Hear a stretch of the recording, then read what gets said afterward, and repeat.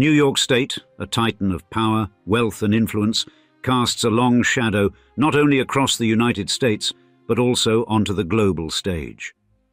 Indeed, its bustling cities, financial institutions and cultural behemoths steer the course of trends, politics and economics far beyond its borders. And within this empire of ambition, one family once gripped the highest levers of power, their name synonymous with authority and influence, the Cuomos. Commanding the governor's office and dominating mainstream media, they were the personification of New York's indomitable spirit and its complex interplay of governance and communication. Yet, in a tale as old as time, the very zenith of their reign harbored the seeds of downfall.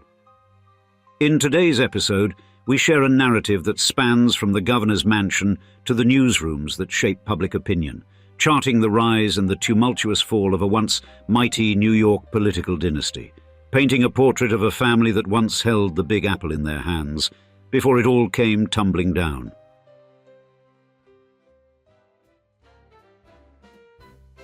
Mario Cuomo, the 52nd governor of New York, was a political maestro, spinning the state through the highs and lows from 1983 to 1994. And with a knack for mixing progressive ideals with hard-nosed pragmatism, Cuomo faced down two national recessions with the finesse of a seasoned conductor. Under his watch, New York didn't just survive, it thrived, thanks to a cocktail of budget balancing, tax slashing and job creating that would make any economist's heart sing. Then there was the Cuomo economic extravaganza, the biggest development initiative New York had ever seen. Think of it as Cuomo's concrete jungle dream, a scheme to spark private sector fireworks with a hefty dose of public cash in infrastructure. This wasn't just about laying bricks and mortar. It was about setting the stage for New York companies to take on the world, all part of Cuomo's grand plan to pump the state's economic muscles. But Cuomo wasn't all about the dollar bills. On the social front, he was a progressive powerhouse, setting up the country's mightiest substance abuse treatment network and a housing help program for the homeless that was the envy of the nation. He didn't stop there. His AIDS prevention and treatment plan was a beacon of hope, and his fresh take on criminal justice, especially drug-related crimes, broke new ground. And Cuomo's words could move mountains, and his 1984 Democratic National Convention keynote was the stuff of legend. Taking aim at Reagan's glossy America, Cuomo painted a picture of a nation where everyone, not just the lucky few, had a place. Switching gears to Andrew Cuomo, the 56th governor, who stepped into his dad's shoes and then his tenure from 2011 was marked by big-ticket items like the Buffalo Billion and massive infrastructure projects, including the Governor Mario M. Cuomo Bridge and a facelift for LaGuardia Airport. With a governance style as subtle as a sledgehammer, Cuomo's blend of unyielding pragmatism and sheer willpower carved his path through New York's intricate political maze. Yet Andrew's take charge, no backtalk regime, didn't win him fans in every corner. His leadership, often tagged as high-handed, set a lonely table, distancing both friend and foe. His tenure's defining moment came amidst the COVID-19 maelstrom, his daily briefings a beacon for a nation adrift. Initially hailed as a pandemic paragon, his approach, as unwavering as ever, sparked as much controversy as commendation. However, as we'll see later in the video, Andrew's private actions were lurking in the background, leading to one of the most harrowing political downfalls in New York State history. Parallel to Andrew's political theatre, Chris Cuomo etched his own legacy in the volatile world of journalism. At CNN, Chris wasn't just another anchor. He was a force, propelling the Cuomo name into new realms of influence. With a career leap from law to journalism, Chris's trajectory was anything but ordinary. His early days saw him dabbling across news desks, but it was his CNN spotlight that thrust him into the national gaze. Launching Cuomo Prime Time in 2018, Chris shifted gears into prime time, his show quickly clinching top ratings. Here, his brazen interviewing style, a mix of confrontational zeal and keen insight, won him a dedicated following. Chris not only scaled journalistic heights, but also amplified the Cuomo brand, intertwining political heritage with media prowess. Through his eyes, viewers received not just news, but a narrative rich with the Cuomo legacy, blending the power of governance with the reach of broadcast, further entrenching the Cuomo dynasty in the American psyche. Yet, Chris arguably went down with the ship, trying to help his controversial governor brother, which in tandem brought much of the air out of the balloon for one of New York's most powerful families. However, before we get to the controversy, let's roll back the clock a bit and figure out how one family of immigrants could field not one, but two governors, almost back to back, in, arguably, America's most powerful state.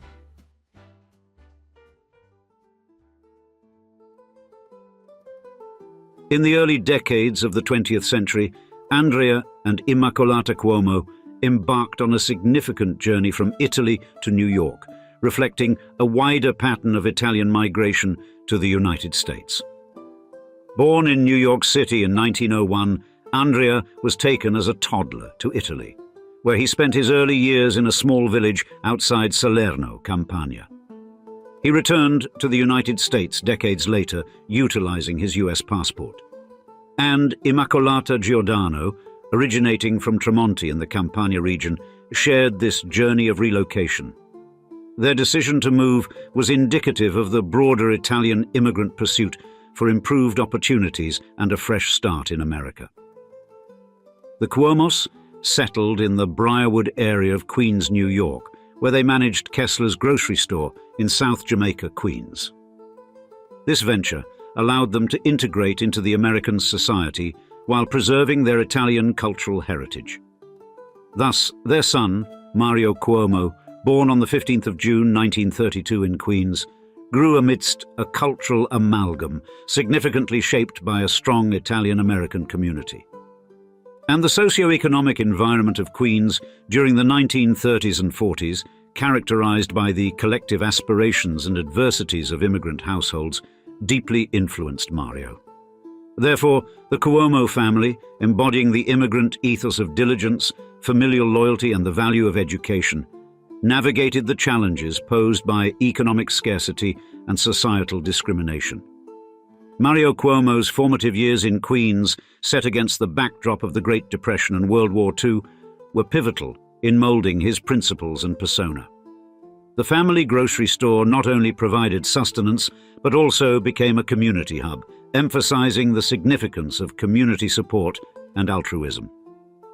Despite the prevailing economic tumult, the Cuomos' perseverance and commitment to their community profoundly impacted Mario, shaping his future endeavors in education and beyond.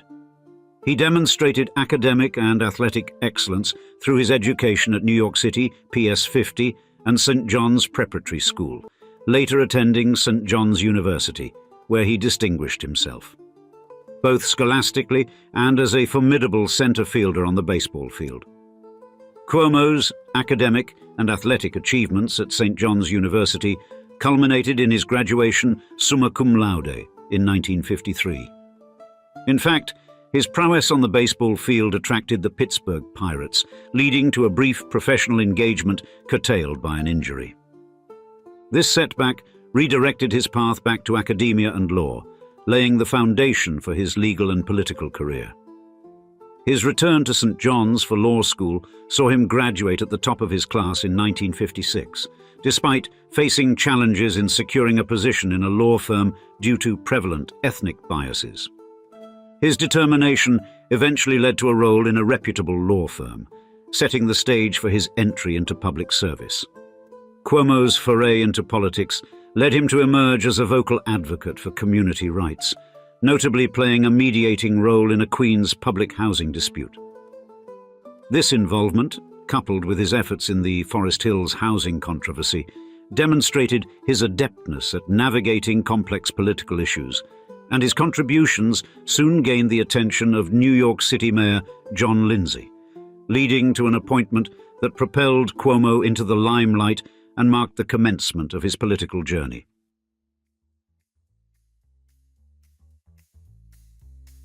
Now, Mario Cuomo's ascent through New York State's political landscape during the 1970s established a solid foundation for his eventual rise to the governorship. Beginning in 1975 as New York's Secretary of State under Governor Hugh Carey, Cuomo played a pivotal role in introducing the state's initial public disclosure laws and overhauling its lobbying regulations. His tenure in this position was characterized by significant efforts to enhance transparency and accountability within government operations. These initiatives greatly resonated with the electorate and bolstered Cuomo's reputation as a dedicated reformer. By 1978, Cuomo's political career experienced another significant advancement when he secured the position of Lieutenant Governor of New York. And his tenure in this role was distinguished by a proactive governance style and an adeptness at resolving conflicts, notably ending a rent strike in Bronx's Co-op City and resolving a territorial dispute with the Mohawk people. His advocacy for the family of New York and his strong stance on various social issues, including his opposition to the death penalty, further reinforced his image as a compassionate leader willing to address complex societal challenges. Cuomo's experiences as Secretary of State and Lieutenant Governor not only sharpened his political skills, but also were instrumental in preparing him for the gubernatorial office, enabling him to establish a supportive network and display his leadership capabilities. Thus, the 1982 gubernatorial race was a watershed moment in Cuomo's career, featuring a classic ideological showdown. Representing the liberal faction of the Democratic Party, Cuomo faced off against conservative Republican Louis Lehrman. His campaign strategy highlighted his public service record, his opposition to Reaganomics, and his vision for the state, utilizing his oratory skills and progressive policy stance to attract a more diverse voter base. Subsequently emerging as a significant Democratic figure in the 1980s, Mario Cuomo gained national recognition, particularly through his memorable speech at the 1984 Democratic National Convention. In this address, he offered a well-received counter-narrative to President Ronald Reagan's shining city on a hill, portraying America as divided between wealth and poverty. This speech not only electrified the convention, but also cemented Cuomo's status as a prominent Democratic voice and a potential presidential candidate. During his tenure as New York's governor from 1983 to 1994, Cuomo implemented policies embodying an allegiance to liberal ideals. Despite the conservative trend of the Reagan era, Cuomo remained a staunch liberal, advocating for the use of government power to facilitate social change, including expanding healthcare programs for low-income children and opposing the death penalty. But Cuomo's administration also faced challenges such as rising crime, poverty, and infrastructure decay. His approach involved increased public expenditure to tackle these issues, despite criticisms that his policies resulted in higher taxes and fiscal difficulties for the state. Thus, Cuomo's legacy is marked by his impactful policies and his exceptional oratory, and his influence on New York State and the Democratic Party endures. However, it would be his sons who would both simultaneously raise the family name to new heights while also bringing it crashing down soon thereafter.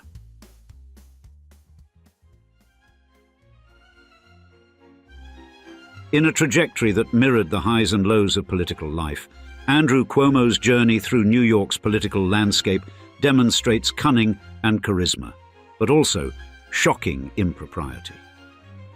The early 2000s decade saw Cuomo retreating from the gubernatorial race, a decision precipitated by his remarks about the post-9/11 responses and overshadowed by the Democratic machine's alignment behind Carl McCall. Yet, this setback served merely as a prelude to a notable resurgence, with Cuomo securing the role of Attorney General in 2006. His tenure in this capacity laid the groundwork for a governance style characterized by a strategic exercise of authority aimed at addressing student loan exploitation and endemic corruption.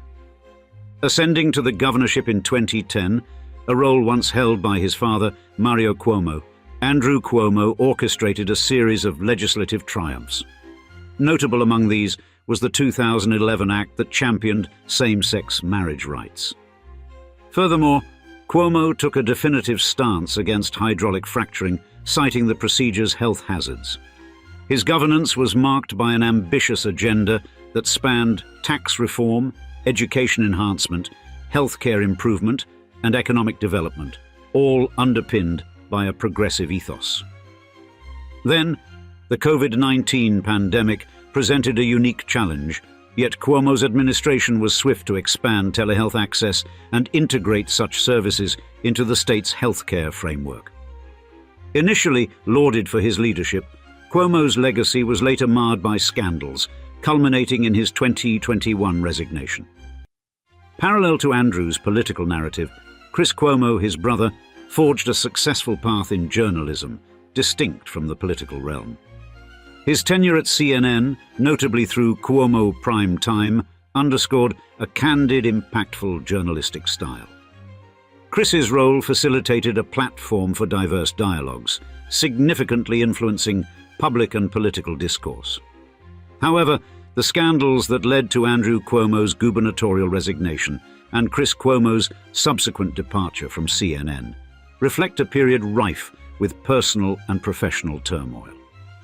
Central to Andrew's resignation were multiple sexual harassment allegations substantiated by a Justice Department investigation and corroborated by a report from the New York Attorney General, Letitia James. These allegations, coupled with a questionable handling of COVID-19 data related to nursing home deaths, underscored a fraught period in Cuomo's governance, with his administration accused of underreporting fatalities to mitigate criticism.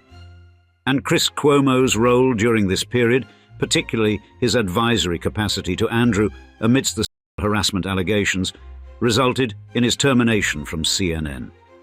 His actions, which included leveraging media contacts to probe the accusers and participating in strategy meetings, breached the expected journalistic standards, leading to his professional downfall. Thus, the Cuomo family, a prominent name in New York politics, represents a saga of significant contributions intertwined with controversy, affecting their long-standing influence within the state's governance. Indeed, the Cuomos' influence on New York's political fabric is undeniable. However, the ensuing controversies and ethical dilemmas underscore the precarious nature of power and the imperative for accountability in public service. As the state forges ahead, the Cuomos' legacy will be remembered not only for their policy contributions, but also as a reminder of the complexities that accompany political dynasties. And now, we'd like to see you in the comments. Are you a native New Yorker? And what is your opinion on the Cuomo family's legacy? We look forward to hearing your thoughts, and thanks again for joining us for another episode of Old Money Luxury. Cheers, until next time.